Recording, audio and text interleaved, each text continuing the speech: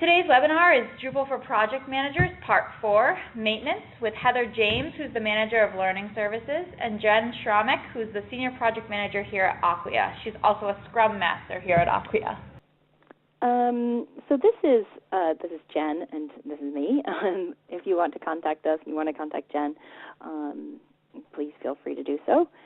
I'm having trouble just moving ahead my slides. Sorry, bear with me a second. Okay, so I just wanted to say, for anyone who's been following along, we've covered everything from discovery all the way to deployment and launch last week in the various parts of this series. And this week we're focusing on maintenance. And while I could have probably spent 5 or 10 weeks on development, I think there's so much to cover in maintenance, so that's why it really needs its own session. All the information that's been gathered for this session is based on case studies and from things that have happened within the community. There's lots of great resources that are shared. I'll be sharing a link to a blog post at the end of this where you can get more links to various DrupalCon presentations and groups for project managers within the Drupal community. So Jen, I wonder if you could tell us a little bit about yourself. I just wanted to say, when I looked for volunteers within Acquia, I asked, and you sounded really excited about the topic of maintenance, and it's not really kind of thought of as, you know, an exciting topic. I was wondering what sort of interested you about it, and you can tell us a little bit about your background as well.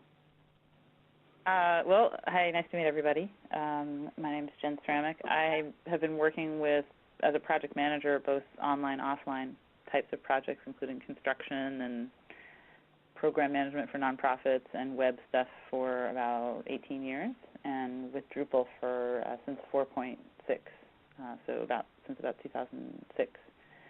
And what attracted me to maintenance as a topic is actually just because I've been through a lot of Drupal projects at this point, more than 100 different projects that I've managed of clients large and small coming into Drupal, and this is always a really tricky time, the maintenance period, sort of when you first begin maintaining an actively used website versus building one. It's usually a pretty tricky process to negotiate, and the handoff can be tricky, and so I felt like I could lend some of my experience to the topic. All right, and you're also a Scrum Master. I just wonder, how do you feel that, do you feel like that's actually been a really important part of your career, like getting that qualification, and just something you do all the time? Definitely it's something I do all the time, and I had the experience using Scrum and Agile before I actually had the certification, and it was a new world once I got the certification, just because the actual training is really fantastic and eye-opening and just really sets the foundation in a way that even using the process didn't quite. So for me it's been really great, and it sort of puts you into the community of Agile project managers. All right. Well, that's really good. I think that's really exciting to have that that rigor and being able to apply it. So maybe as we talk about, the various aspects of maintenance, you can be able to refer to how these things are Drupal specific, and then how Agile can help too. So when we're sort of talking about the closing and maintenance phase, there's sort of, I suppose there are two different parts. We think of first this closing project meeting, like the project closing meeting. What actually happens? When does this meeting happen, and who should be there? Usually, from my experience, it can differ, but usually it's a call that happens after launch, after a project that's been clearly defined has been completed, and possibly some user acceptance testing, rounds of bug fixing, et cetera, have taken place, and you kind of arrive at this place of like, okay, we could go through this forever and find little tiny bugs and fix them, but a point of diminishing return or project completion. Usually everybody's done contractually before they're done fixing every bug, and so it's kind of a mutually agreed upon point where you're sort of ready to transition into whatever's next, and that can be a second contract. If it's a large project and you're building in phases, it can be a support contract, a maintenance type arrangement with like a retainer number of hours a month, or it can be handing the project which has been developed externally to the internal team. And it's really just that meeting is really about calling it done and documenting or laying out the process of documenting what is still a known issue and basically the agreement that you're not going to fix every single thing that's a known issue when you transition the project. So it's basically that like laying it out. A lot of fun. Look, we're hitting this point. Here's where we are contractually. Here's where we are, with code quality and et cetera, and how we'd like to transition. Right. I think that we're going to talk about that in a little bit. But what are some of the risks that just sort of to watch out for, even before we get near maintenance, but just in this closing sort of phase as you're preparing for this meeting and following up after this meeting? One is that the client typically gets very protective, and they're like nervous or scared about what's going to happen. Often if they're taking control of the project and someone else has built it, they're hypersensitive to bugs and often, calling in warranty or some kind of other, guarantee type quality control concept, which is challenging in Drupal. That's one of the factors that's very different with an open source project, is that you're dealing with contributed modules which are not necessarily under warranty by your company or your firm or the client. And so, sort of where do they turn if it breaks? There's always this sort of fear. And there are certain things that kind of come into play when you're transitioning, like code and whether it's been commented, whether it's going to be audited.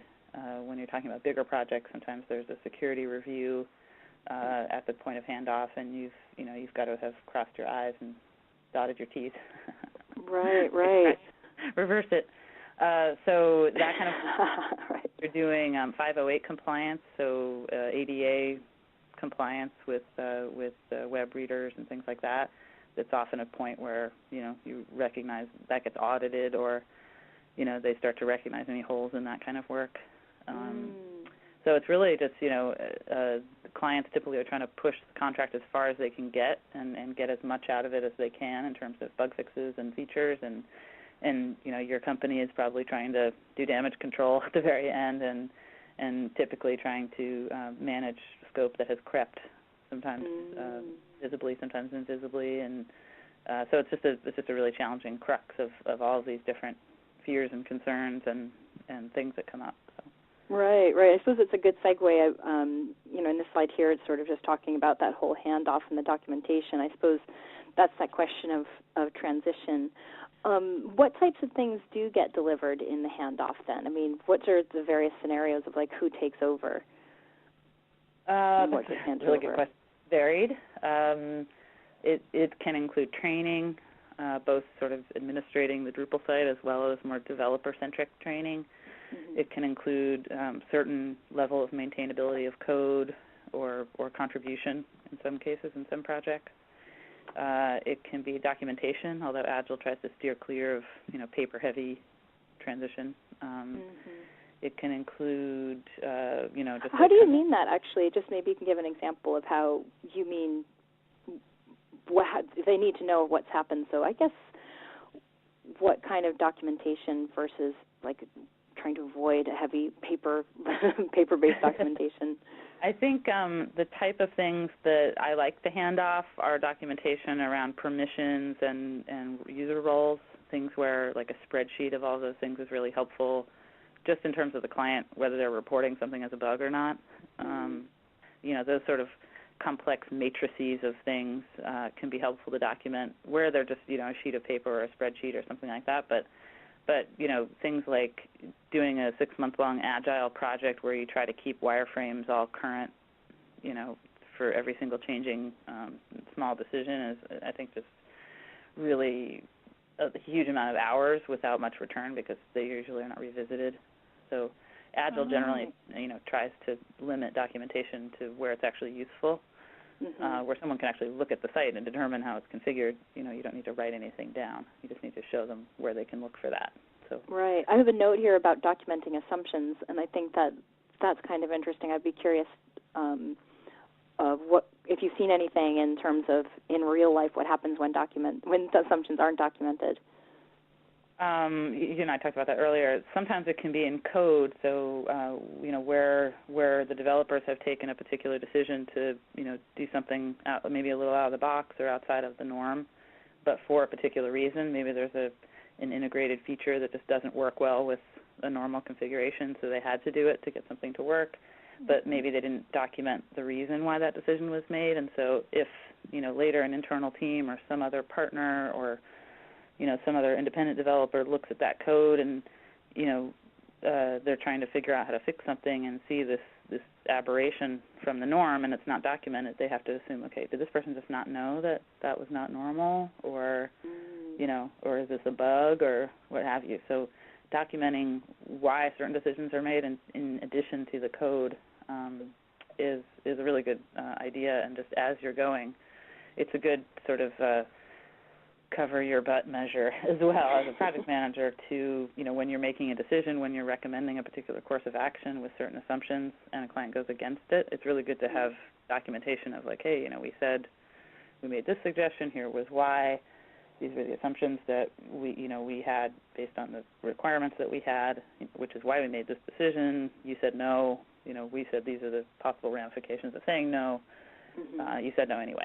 So you have it down, and you also have it documented in terms of like, here's, and then sometimes they'll say yes, and then you'll have that documented as like, here's a change we made based on a certain specific confluence of requirements and feature requests and et cetera, and here's the decision we made and why, basically. Well, it sounds like, if you had to have sort of a motto for project management, it'd be sort of like cover your butt first and make sure you document, because you never know what's going to come up later. It's always helpful, and it also helps the client because they're all having usually other things to do besides managing the web project, unfortunately.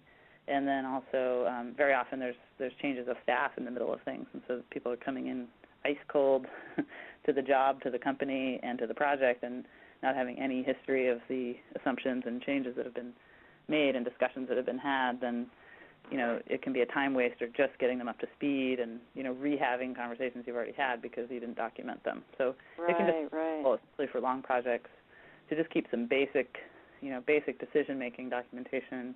It doesn't have to be anything crazy, just a little spreadsheet. You can even set it up with a little Google form, so anytime a major decision is made, you can just fill in the little form and it keeps track of when it was entered on a spreadsheet. Super simple little tricks and tools. So you just have a running record, and you can revisit it and put anything in there you want, like the client's temperature when you made the decision.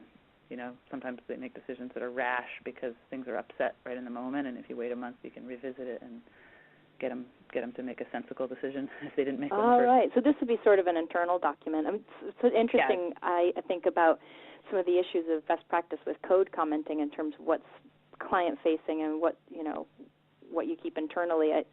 We had a funny story if you could share about code commenting. I was working on a large project, one of the first big Drupal projects in Drupal 5, and we had the client basically tell us that we were going to have a third-party code audit after the initial build and launch because they just wanted to get a sense of the cruft, what an independent person might say they need to invest in cleaning it up, essentially. And so after that initial audit was done, we had got some communication from the client basically that there was a lot of the code that was commented in ways that was not very client-facing. So I think sometimes, if a feature was ill-advised and the developer had some feelings about whether they really wanted to do it or not, and they had to, they might have let their mood get into the code commenting. So very diplomatic way to put it there, Jen. Just a feature that makes no sense, so that adds a new line to the database or whatever. Just something like that where they were letting their feelings about doing it get into the code, and it just, you just sort of always have to think about code, even though most clients are not going to ever look at it. It is still client-facing because they own it after you launch it, and certain of them can look in there. Sure, and someone will eventually look at it again. Yeah, it's something project managers don't often see that because, most of us are not poking around in the code base. We're managing the project, and so it's just something to be aware of. It was sort of a new thing for me. I was like, I didn't even think people might do that, but, you tell me. It's probably something to establish with your team that, make sure it's all prepared for someone else to look at. Yeah, it's the same with bug databases, and if you use Track or Redmine or Jira, whatever it might be, those ticket descriptions and things like that, or the comments discussions, very often make their way back to clients if you're not already working transparently. So even that stuff, when you're discussing, whether something's a good idea or not, you can certainly certainly put your opinion in there, but in ways that are client-facing, because all that stuff could eventually, depending on your company, make its way back to the client, either as part of the permanent project record where they just, code ball it all up, or as actual, spreadsheets that people are sharing at the account. No, I'm definitely familiar with that problem, when just not being able to, you'd actually just not physically be able to go through it all and then edit and audit and see where any problems are. So over time, you might have a multi-year project that, over time you can sort of see like, oh, this ticket must have been created at this time in the project. I can see how upset somebody was in the description. So yeah, it's interesting to think about like what actually becomes client-facing in an open source project. Sort of everything. I suppose working transparently, maybe in that way, will sort of save a lot of the kind of questions in the long run. Yeah, I guess we sort of clean up language in a backlog. Yeah, you don't want to have to do that. I guess it's a good sort of segue into saying, well, after everything's been delivered, what is maintenance? I think it's really interesting that maintenance is important, and I like your perspective on what makes it important here. The moment it ceases to work due to some maintenance issue, users go elsewhere. And it's kind of funny because, as you said, as we were talking before, that someone can say, oh, I released it, everything's working fine, what's happened? Like, what are some of the problems that can end up, causing big problems in the end? What are the issues that could come up, I should say? In terms of the actual sort of declaration of a maintenance phase, I mentioned earlier that the transition from sort of active development toward a launch and maintenance is that you really are, you're changing gears and you're going public with something. So, where there was no site or where there was a totally different one, now there's a new one with a marketing push behind it often, and it's the first time that is going for public appearance, and so of course everybody's listening to the first round of feedback, and of course there are change requests from the editorial team, and of course there are, marketing people who are saying, change this, change that, or give us this feature. And so there's sort of a tendency, especially in the initial phases after a launch, to get really blinded by a new set of features that suddenly become critical because the world is watching and they're now using it, and they're actually regular humans who are saying, hey, what about this? We could add this. Mm-hmm. And it's really important not to let you lose sight of the importance of maintenance and not stave it off in lieu of actually continuing with active development. Mm-hmm. So you can do it as a separate track, but it can't be instead of maintenance, because then you end up in a pit at the end. So maintenance in terms of that transition, I see your slide, Heather, is really that clients are going to want to keep on adding features. And that's not a problem, although it can be challenging to just let a new website, when you're launching it, just stabilize and, go through its paces as is. You're focusing usually on just like, will it continue to stand up? What if we throw a lot of traffic at it?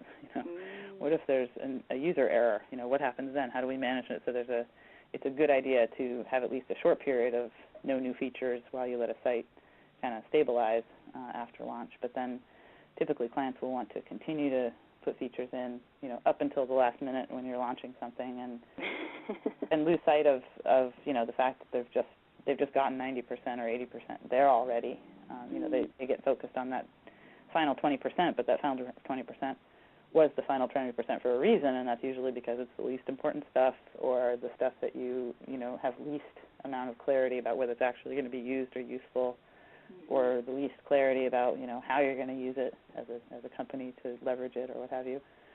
So in all of that, and the idea of like getting the most out of the contract they can, and the idea of what's under warranty, people hear that a lot, or they used to with more proprietary systems, but with open source stuff, it's a difficult thing to guarantee is any kind of quality of warranty. But they also, there's also really important things for maintenance, including security updates for modules, keeping things contributed if possible. That's definitely a big thing about the community is having a chance to finally look back at what you did and what you launched and what can be contributed back. So it's a good time to do that kind of stuff.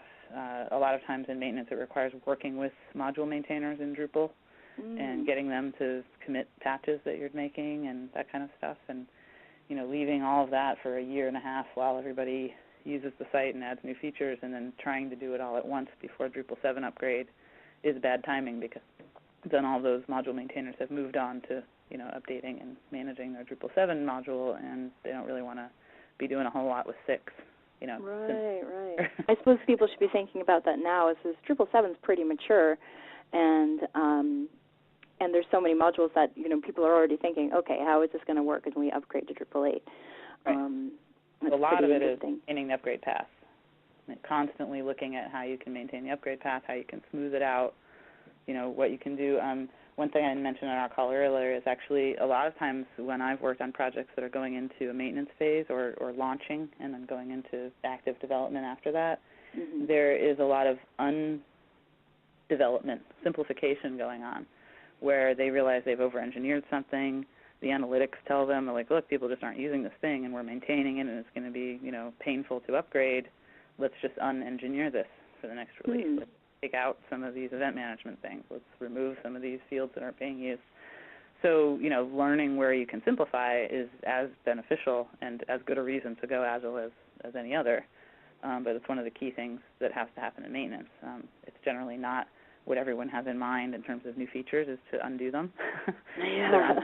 We spend all this money. What do you get? Things get more and more complicated as things abandoned, but continue to be enabled and supported on the site in some weird way, even though nobody uses them and they're not pushing people to use them, and they don't care if they do. Right. So un-engineering, simple. Did you make that word up? That's a really good word. Un-engineering. Yeah. Simplementation is just my word for doing things in the simplest way for the first time, so not over-engineering. I like that. That's really good. I just kind of made it up a while ago, and it seems to catch with people. They kind of can repeat it. It makes sense. Yeah, it does. I think that that issue of simplification is something that can only be done in maintenance. We're going to talk about some of these issues with contracts afterwards, but it was just in the point here is updating is a little bit different than upgrading, and the idea with updating is that we break your code but not your data when you upgrade. But Drupal's not backward compatible, and I think what's interesting is the point that someone could deliver a site, everything's working absolutely perfect, and they say, well, what could possibly go wrong? It's absolutely, everything's like ting, polished and working, and yet modules need to be updated on an ongoing basis, security updates, some improvements, and then you gave the example of Zimbra, for example, so it's an unrelated technology which then doesn't work with something else that gets upgraded on the site. And so, it's almost like a shifting landscape. So even if something's built perfectly, this little house of cards could be shifted in the future. And I suppose that's where the updates are minor changes, but they can actually have large impacts. As a project manager, how do you keep on top of all that? Part of it is just the specification, and very often there's a kind of a maintenance log.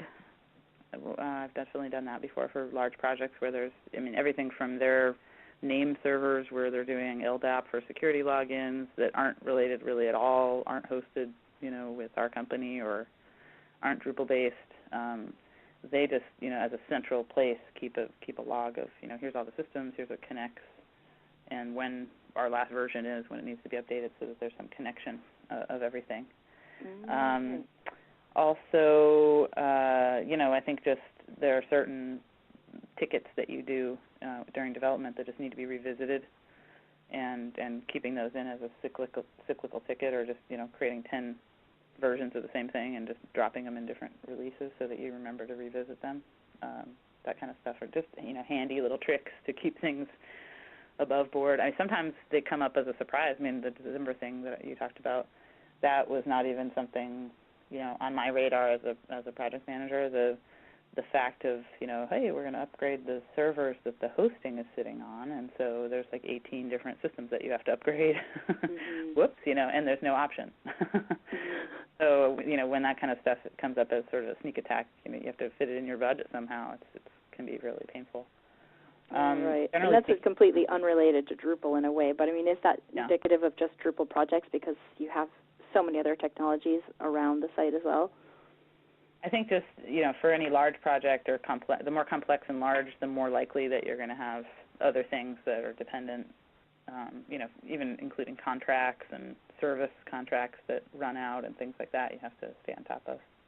At least in my role now, I'm on one big giant government project that has Adobe Connect accounts and, administering all of those and making sure their contract doesn't run out and,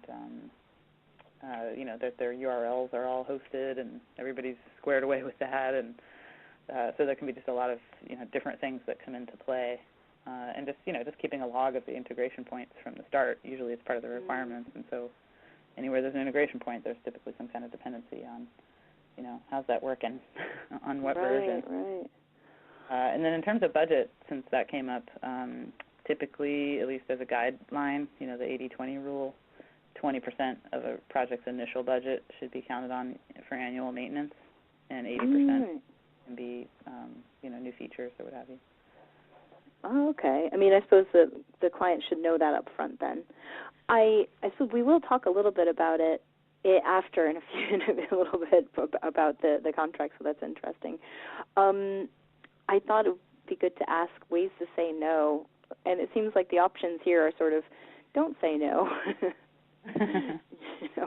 Just build in a parallel track. How do you actually say no to clients, or is it possible to? For me, it's always balancing risk. So, it's definitely more risky to launch a site and immediately continue to do, new feature development on it. And part of the risk is not just in the code and the stability of the site with any release, but in the, the focus of your community that you have. Trying to get a sense of what people think of what you've got is difficult when, you're coming out in a new outfit every week. They're trying to just keep up with what's changing versus like getting to know what you've already got. And so there's risks inherent in continuing to do development actively.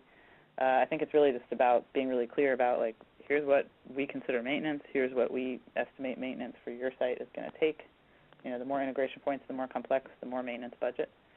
And, make them indicate who's going to be handling that. It's a good thing for them to think through. And if they're going to be doing development themselves, find out what support they might need to do the task list that includes maintenance. And then, as a separate conversation, you talk about, like, so what new features are you looking at this year? How much and adapting to what your users want. I suppose it makes a difference, like you said, if it's internal development, if they're ever going to take over internally or if you're going to continue on in that way. I think really the maintenance stuff is like what no one's ever going to notice, but you have to do anyway. It's always when things like that go smoothly, no one ever says anything. Yeah, exactly. Like it's the stuff you don't want people to have to ever complain about. Like, it takes me forever to log in. One of the things you have to maintain is just, your traffic. Sometimes you're launching a new site, they reach some, wild success really quickly, and all of a sudden what you're doing to maintain is throwing web servers at it and reconfiguring the database so that it can stand up under the traffic. It needs to be relatively flexibly looked at, depending on, what's likely to happen to the site during its first year. But, it definitely is something that needs to be a conversation. It should be a conversation at the beginning of a project, like what to do at the end, at least to start people thinking about it. And then as you get closer and closer, for us anyway, at Acquia, we define success as, the client is able to successfully take control of the project at its completion. Whether we're doing supporting or hosting or not, we've set them up to succeed, not just with Drupal, but to maintain and, manage and administer the site. As a project manager, if you're taking that view, then you need to have these conversations early, because if you have no idea how they're going to take control of it, then you have no idea whether you're going to meet success or not. It's not really the place you want to be sitting as the project manager. Right, especially not at the end of the project when you're trying to push out the code. One day I'm going to break your heart, and I want to make sure you're okay with how that feels. We're going to be gone, and you're going to have to take it all by yourself, and let's have that difficult conversation now instead of waiting till we're all emotional about it. Right, and the fear sets in. I suppose a lot of these things have to be done during development, but I suppose this is an interesting topic, just the fact that you can consider some of the successes in a project or even share, I think it's interesting even in the community, lots of projects share case studies. I saw recently at one of our Drupal camps in Dublin, and the client and the and the vendor got up together and talked about the whole experience, and they were honest about, some, like, the bumps that they'd gone through on that journey. And I think they were happy to share sort of what they'd learned, because the audience had both, decision maker people and developers, and they obviously have a brilliant working relationship and ongoing, but I think that thinking in terms of what you can share in this, like you said, code patches is something that's directly going to be positively affect you, because you're going to see upgrades in the module later on that include your patches. What about for case studies and sort of like, getting up there? I mean, if clients are listening, sort of what benefits they get from doing that kind of, promotion in a way? Well, I think if clients are doing the case study and sort of leading it, whether it was sort of by the invitation of the project manager or the developing company or what have you, they get to sort of debut themselves in the Drupal community as as an active user, program manager, product manager, what have you. And then I think also share and especially if they've contributed back, share and claim some of the accolades for pushing the edges of Drupal, which happens on almost every big project for some reason. There's almost always something that you can contribute back, or even just contribute back as like a don't do this, we went down the rabbit hole. And that can be hugely beneficial for other clients. I think as project managers, sharing kind of especially where the road can get rocky, why it does. It does for really different reasons in the open source community sometimes than it does in normal life and proprietary software. And so it's part of being part of the Drupal community to kind of go through those rocky bits, I think, and kind of get present to what the community does and doesn't do. It happens on almost every project I've worked on, and then just generally like having a case study where things don't go perfectly and yet they still conclude in a positive way. It's great education for everyone. Right. I mean, I suppose it takes a lot of trust in the sense to be brave enough to say, oh, well, yeah, things weren't perfect, but this is what we've learned.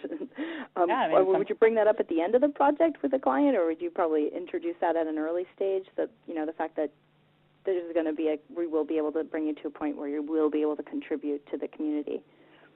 I bake it in just because I've been part of the Drupal community for a really long time, and I've seen a lot of the benefits that the organizations who use it get, and they're getting a lot for free. It's usually how I say it. They're jumping into a pool that's been built and it's got all the landscaping around it. It's pretty beautiful, and they might have to build their own floaty, but they've got this whole ecosystem, this whole environment that people have built before them, and so it's sort of not exactly a written obligation, but just a best practice to contribute also, and it usually makes people feel a part of it when they do.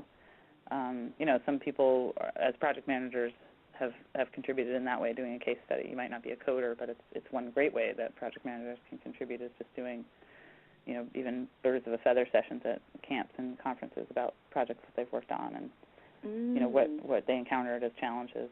There's so many unique ones, and they're all educational. Right. That's really good. I mean, I think that's the kind of things the community really needs more of. There's some excellent developer events, but they need to hear from folks who've kind of gone through those battles and kind of come out in a positive way, like you said. But I suppose the same thing happens with proprietary software. It's just you don't get to see it, you don't get to hear it. So it's kind of internal battles. Yeah, they're product teams. Look at it. But yeah, that's one of the unique things. You can really see, wow, look where this project sort of pushed the whole environment. Like translation became a thing because of a particular few early adopters of Drupal 5, and it pulled the whole community into translation and the importance of internationalization and localization. And that was like the distinction between 5 and 6. And then for 6, it was usability, and certain clients who contributed things back to usability got like, wow, this is really the problem for us as for administrators. It's so hard. Let's address this as a larger group. And, if we never hear from the end users where the rubber hits the road as a larger community, then we don't have insight into, like, what was your pain and how can we help? That makes a lot of sense. And the final point about that is the Drupal Give project, which is if you go to drupal.org/DrupalGive, you can actually see some folks. But if you if you I think if you just do even a Google search for Drupal Give, you'll start seeing different agencies and organizations who've contributed back, and they keep track of it. And there's all sorts of sizes. There's Roy Schulten there. He's an individual. There's Reality Loop. They're an agency in Australia. And, of course, we've kind of jumped on board, of course, as well. But it's a great way to show off what you've done. It's not like bragging. It's really about showing, that this is important and that you really advocate for it. And, it's a really good thing to do. Definitely share info about the work your staff have contributed, even if it's a Drupal Camp presentation or blog posts and documentation, etc. So now we can sort of dig into support contracts. The interesting thing, I guess we've sort of brought it up a couple of times, is, as you said, no one factors in the degradation of code. And so what does really the degradation of code mean? I think, the degradation might be a misnomer, or might underrepresent what it is. It's really, that the web is it's sort of an ocean or a river. It's a moving, changing entity, and you might not do anything to the code base, and suddenly, if you don't do anything, this whole thing will cease to function. And that could just be, your hosting entity rebuilt their servers and they're using a different version of PHP and you have to upgrade that. Or it could just be, Flash version X doesn't work anymore and the videos on your site are in that version and so it's not working and you need to transcode them. Or, it can just be what happens because you're not doing anything. And I think at least for some clients that I've worked with, there's an expectation of, putting your boat in the water, and that as long as you don't shoot holes in it, that everything will continue to work forever, and you can just kind of forget it as a budget item and let it do its thing. And that's much more true, I guess, of brochureware type websites. But the more and more they get interactive with e-commerce and every other thing, user-generated content and social media and everything else, the more you have to keep up with what's changing, what's everyone doing. And so that's a sensitivity to build with the client, that this is not just it's not a boat on the water. It's more like a windsurfer. If you don't keep changing it and adjusting and everything, then it's gonna get very stale, and pretty soon it's not going to work. So I think it's important to build the sensitivity about that, but also it's not just Drupal. It's not just your CMS. It's the rest of the world is also changing. It's not a static environment. So you have to at least account for keeping up. And if you don't, it'll work for a little while, but then it's going to be expensive because you're going to have to invest more substantially all at once. Right, to fix things as opposed to keep them floating. Rescuing someone out of the water from the sharks. We talked it already, I guess, about this too, sort of leading into discussing about support contracts, but what I guess I wonder about this is sort of who's doing things.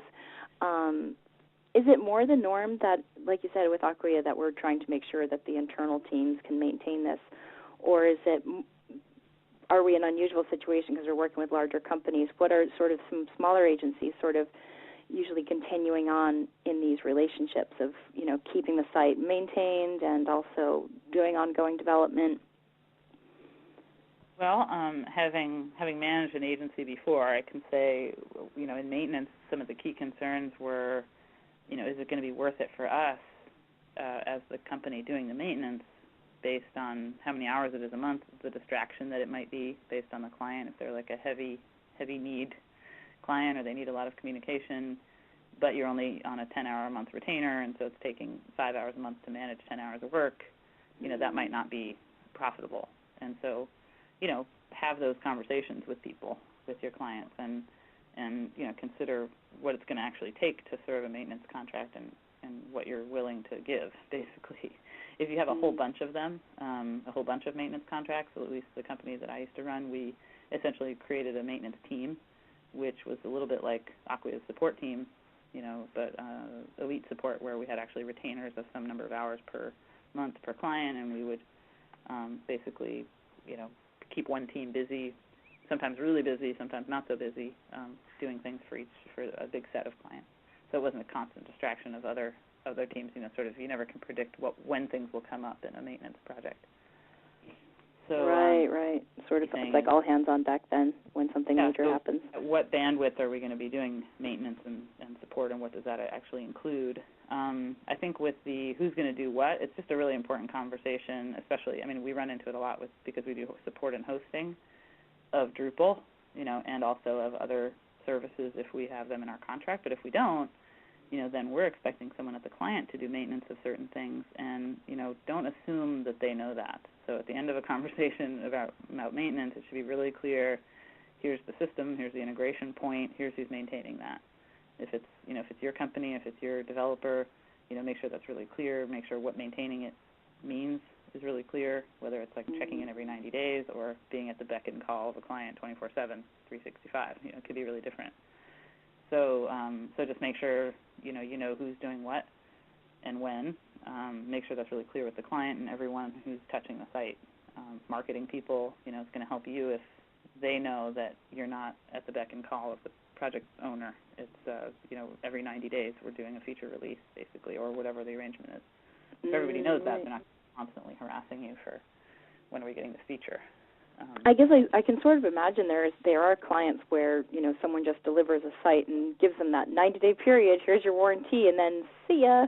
It seems like it's kind of an impossible situation then, especially if there are any clients listening to this.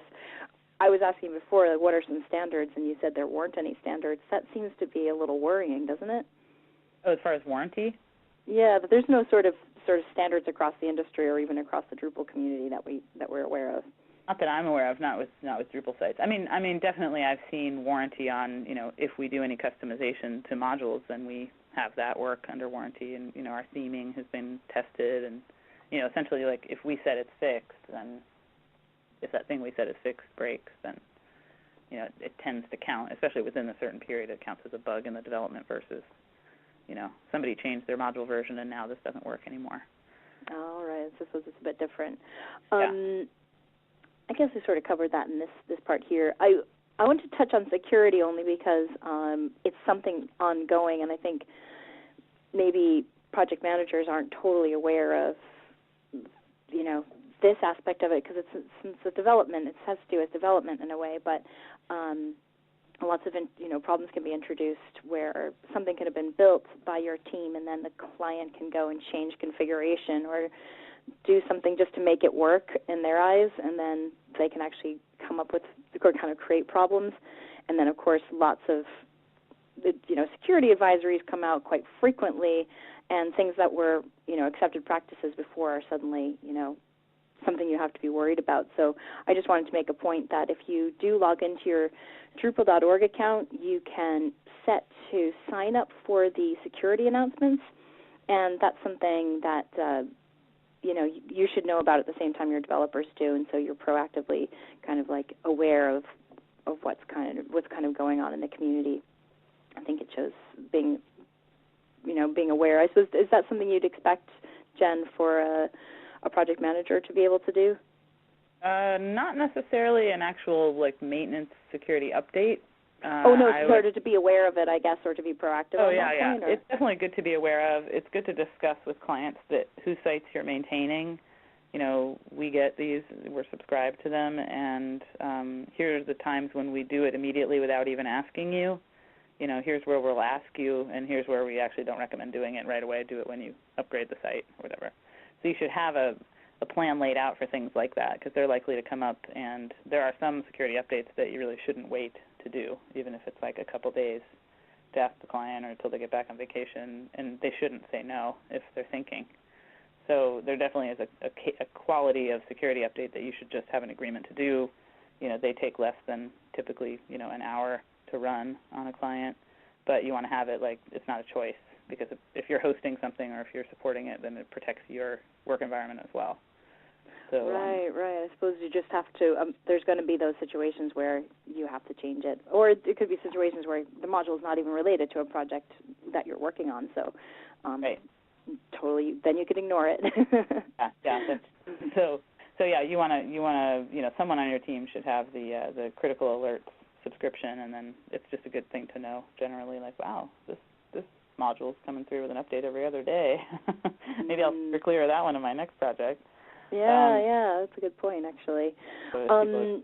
There are security reviews available, and that's something with Acquia Insight, they do some basic security checking, but you can get full security reviews. And our team has actually run training at DrupalCons, for example, as well for your developer team, so that's kind of worth mentioning too. We have time now for questions, so people can start thinking of questions they might like to ask. And I just wanted to mention one thing. I'll come back to that slide in a second.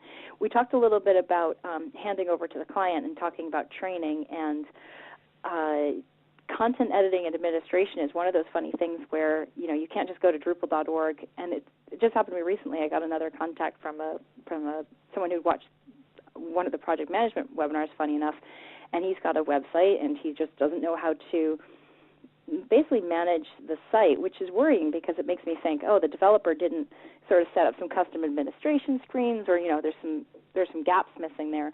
But it seems that people who are not technical go to the site, go to Drupal.org expecting to get help on how to maintain their unique snowflake. And so what I'm going to talk about in the session next week is really to those folks and helping them understand. But if you are a project manager new to Drupal, I would recommend going to that as well. So the questions, notes from this, and all the references to different resources will be posted. There's a few other kind of points that I'm going to post in this blog post linked below. But does anyone have questions, Hannah, for Jen? And Jen, I was wondering if you had any closing sort of points that sort of came up while you were talking, of things you felt you wanted to. I have some questions myself, but I thought you might have something you wanted to add.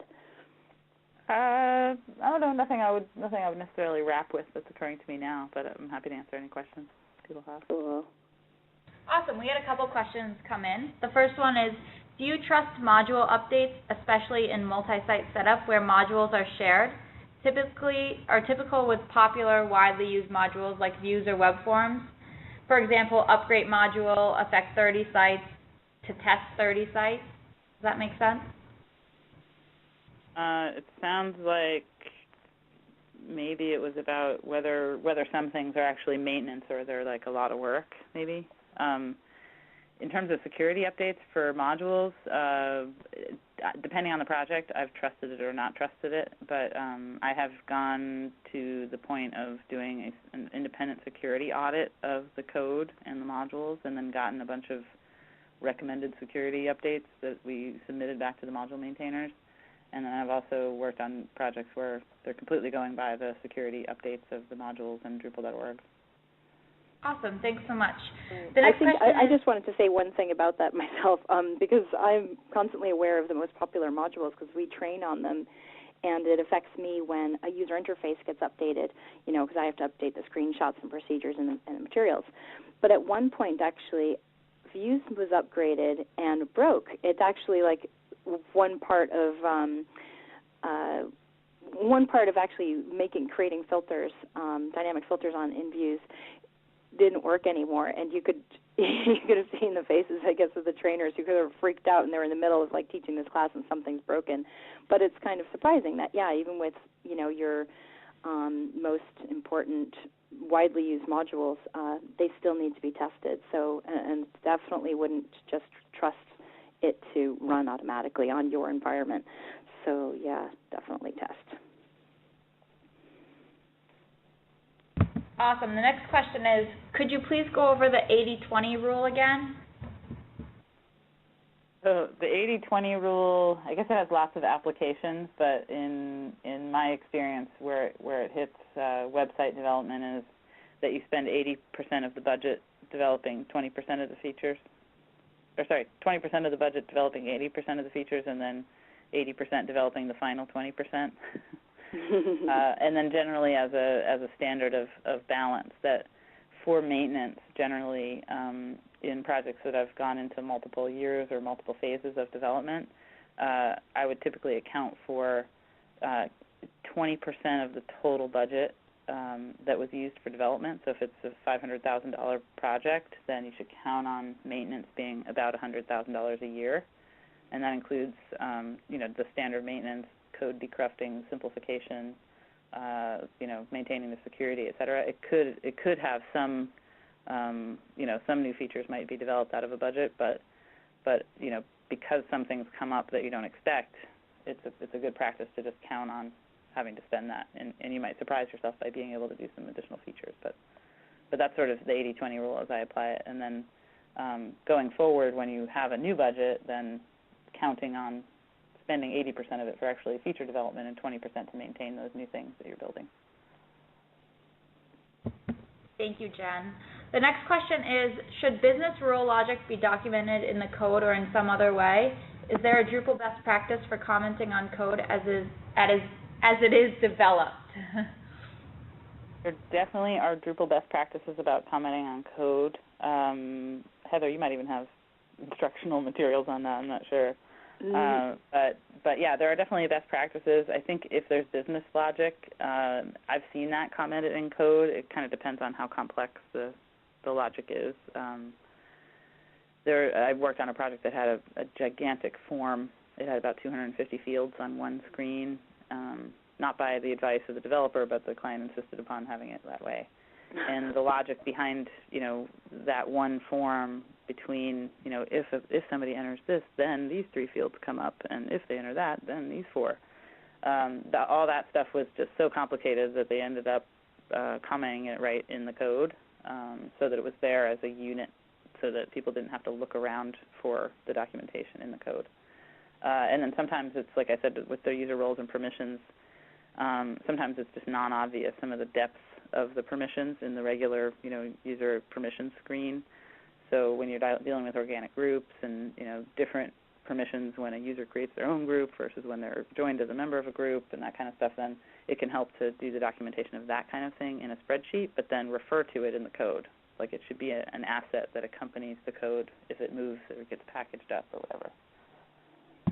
Oh, that makes a lot of sense, actually. I mean, the only best practices to do with code are code comments is more to do with formatting and make sure that you actually make a comment on implementations of various hooks, so that people know what the next person that looks at it knows what they're looking at. I think the classic thing with comments is there's always 2 people who read it, even if you think it's just you. It's you and then yourself in a couple months' time when you've got, so many other things have come along. You're going to go back and you're like, who wrote this stuff?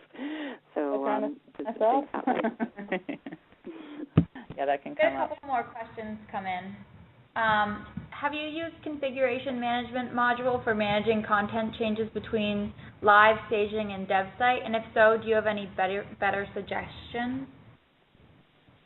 I have not used that. I would love some suggestions myself. Usually how that's been managed has been documentation. In terms of configuration management, it's been using Git and the documentation or PHP generated documentation, and just like regular text files on Redmine or Jira to basically lay out the steps for the developer to say, here's the 6 things you have to enable on dev, don't enable this one, et cetera. So, yeah, I just haven't had occasion to use that. I haven't worked with a lead developer who used it, so I don't have much to say about that. Maybe Heather, if you have any. No, I think it's something we didn't talk too much about. Actually, it probably should have been something we talked about in the development phase. I'll check it out, though. I'll check it out. Definitely. Cool. All right, the next question is, can you share with us any examples that you have encountered with Drupal automated workflows and or intelligent agents? Automated workflows, I've had several different pretty complex implementations. One that I think is still used after about 1.5 years, and one that got completely ripped out and rebuilt as being too complex.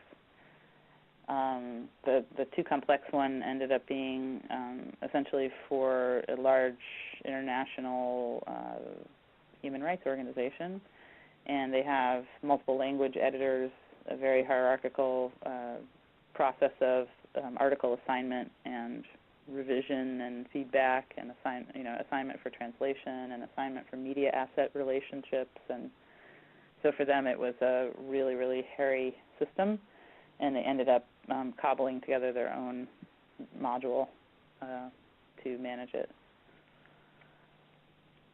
Great. The next question is, in support contracts, does the client have responsibility to test site once a module is updated, or is all testing responsibility on you? I would always include user acceptance testing in any arrangement with a client, just because it keeps them attached to it. I think there's a tendency to just kind of not stay involved in the project after it goes into maintenance, and I think it's really important that people, look at and experience their site. In doing UAT, that's the completion of sign-off. It's like, you're looking at it, does it go okay? Now it's live, any problems? And then you can check it off your list. So I would always include them in the support contract. There's other things, with service level agreements that have to be a two-way street, providing certain level of detail with bugs that are actionable, things like that, where if you got nothing to go on, they can't really hold you to a service level agreement. So having specific format for bug reporting and things like that can go into it too. It's just really, for any kind of support thing, I think it bears just talking through what's going to make the relationship work well, what factors are at play, time zones, people's availability, distraction, many other projects happening, the unpredictable nature of support requests, and just see what's going to work best and be, profitable for you and beneficial for them. And, it could really include anything that you feel like is going to come into play. Awesome. The next question is, how do you enforce good requirements engineering? Have any modules been made available? There is the coder module, which is basically a module that you run on modules to assess their quality and where there might be code-related issues. So as far as I know, most people who develop modules use that module to test their stuff, and I know a couple of people who've developed it are very well-respected core contributors and others in the community. So that's one I know of. I don't know of a lot of other. If I got the question right, I don't know a lot of other ones. Actually, I wasn't sure what requirements engineering was. Sort of probably the opposite of unengineering. Oh, unengineering. Well, unengineering is a different thing. That's really more applying things that might have been over-engineered. But as far as actual engineering and maintaining the quality of code, coder module is one, and then doing independent code audits. If you're talking more about making sure that requirements are really clearly written and documented and, adhered to. If that's the question, then for me the best practice is that we write the user acceptance test at the same time as the requirement, and that the developer writes the test before they do the development. And so you're writing the test into an already approved user acceptance test, so the client knows exactly what they're going to be doing with the completed thing and what it should do at each action. What would be sort of an example then? So if you're, for example, people can get really, pixel based on requirements, and so if your wireframe, for example, has a login box on it, and the requirement is a login box with the username and password and a forgot password link or something, and the way Drupal does it is, username first and password second, and the way the wireframe says it is password first and username second. The user test is basically step one, enter your username, enter your password. It basically makes it impossible to create a bug about, one field being in the wrong order. It's sort of like, if the box is pink is not part of the user acceptance test, then it's not a bug, it's a feature request. So right. Really, really clear, about what's actually being tested. Some clients, in particular one I'm working with now, has to be essentially kept to such rigor about doing the user acceptance testing. They use the expression obvious miss or a UX miss when they come across something that they think is sort of an obvious inclusion as a feature. And so we don't really work on what's obvious or what's any normal person would assume that this would be included. We work on what's documented as a requirement. And so it's very difficult for them when you're really rigorous with the user acceptance tests to reject anything, because they've already said, here's what we're actually testing for. And there might be other elements to the thing that they're not testing for that just come along with it. like it's pink as a background color. But if that's not the core feature, then that's not what's being tested for, then that's not a fail. It's just another feature request. So it can keep that line of what's a bug and what's a feature request really clear. Right, okay. I hope that answered the question in terms of requirements engineering. We're running low on time, so I'm just going to say thank you, everyone, for attending. And if people want to stay on, I think we can answer the next couple questions and wrap up in the next couple minutes. Sure. The next question is, how would you feel about waiting for Drupal 8 to begin a major project? I'm working with projects now who are toying with, doing everything they can to prepare and then starting right off in Drupal 8. And I think, at least where we are now, it really depends on the business whether they can wait. I think if you start building with the assumption that you're going to upgrade to Drupal 8 as soon as you can, as soon as it becomes a stable release, that would dictate a particular work plan that would, basically not involve any modules that wouldn't be recreated in 8, where the person wasn't already at work on the Drupal 8 version. It could just be, just not doing any customization at all because it wouldn't pay off because Drupal 8 would be coming up and you'd have to re-customize. So if you waited, I'd say, depending on the project, you might not be able to hold off until February 2014 or whenever the predicted launch is, and it's also not set in stone. So there could be risks in staving a client off until 8 is actually available, I would say, depending on the client. So it's probably best to just sort of like a more of a forward-compatible thought. Actually, we are planning a Drupal 8 for project managers. Funny enough, I was talking with Amy from last week, and we just thought that would be a really great follow-up. Would be when this is going to be in the autumn. Obviously, we're going to be looking forward to, after DrupalCon Prague and sort of looking at, okay, what's going to be coming in with Drupal 8 and what should project managers know about it. Awesome. Cool. I don't know much, but I haven't worked with it yet, so I'm always one step behind working on projects. I'm implementing whatever the version was still. Developers are more playing around with 8 now. I know plenty of busy developers still don't know some of the main features of Drupal 8 and some of the big changes that are coming on. So they're just trying to get their work done, really, isn't it? Everybody's busy. Okay. The next question is, are you using specific Drupal modules to manage your projects? You mentioned spreadsheets a few times. To actually manage the projects, I use Jira with Greenhopper, which is the Agile. I use Redmine for one of my projects. That's like a ticket management and document repository, and it has a Gantt chart plugin if you want to use that. I have been using Smartsheet for basically like the boiled down version of Microsoft Project, which is an online, website-based project planning tool. Basecamp, stuff like that. I usually have not used Drupal as the actual project management system. I have used Atrium in the past, like a professional services configuration of Atrium for projects. I definitely think other things do a better job, I have to say, than Atrium. Well, I love that it's Drupal-based. Great. The last question is there a specific URL that would detail the Acquia Drupal development project management task list or checklist of key development tools or procedures? Not necessarily a specific link, although we do have, if you're a partner, we have a partner playbook in the offing that I've heavily contributed to, which is basically like a link description of all the templates we use along our project management process and what each one's for and how to work with us as a prime and things like that. So so that might have a lot in it. I've blogged a bunch about Agile development, so you can Google my name and see some blogs that I've posted. They're on my old company website, Civic Actions. Cool. I'll definitely include links to that in the webinar. But Jen, did you say the partner playbook is only available, like you have to be logged in as a partner?